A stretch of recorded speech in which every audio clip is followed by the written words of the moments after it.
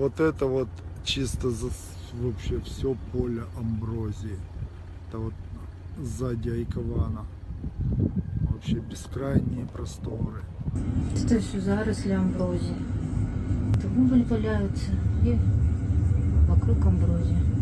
Попадить в село Веселое. Целые заросли. Экологическая катастрофа.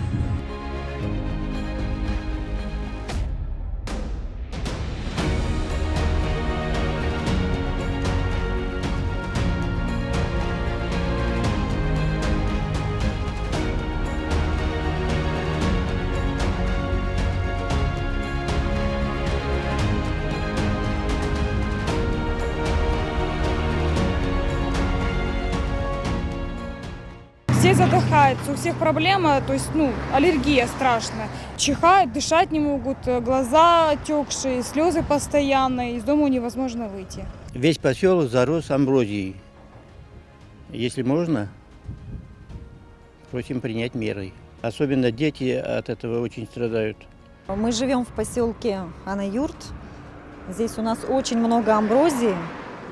Куда ни выйди, куда ни глянь, везде амброзия. Мама мучается с аллергией, ребенок мучается. Очень много людей, проживающих здесь, страдают с аллергией. Амброзия у нас цветет, процветает. Ребенок мучается, аллергия, дает обструкцию по несколько раз за период цветения. Не выпускаем на улицу, другого выхода нету.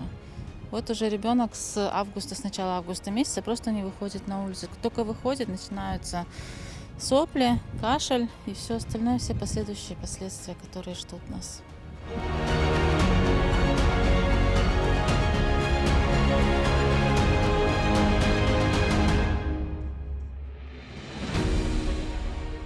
Просим принять меры по борьбе с амброзией. В сельсовет обращались. Периодически скашивают траву, но результата мало.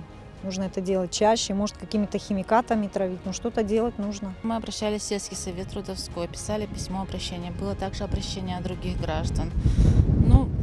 Действия, знаете, как сами. Это амброзия, это не та трава, которую можно выкосить. Ее нужно химическими реагентами.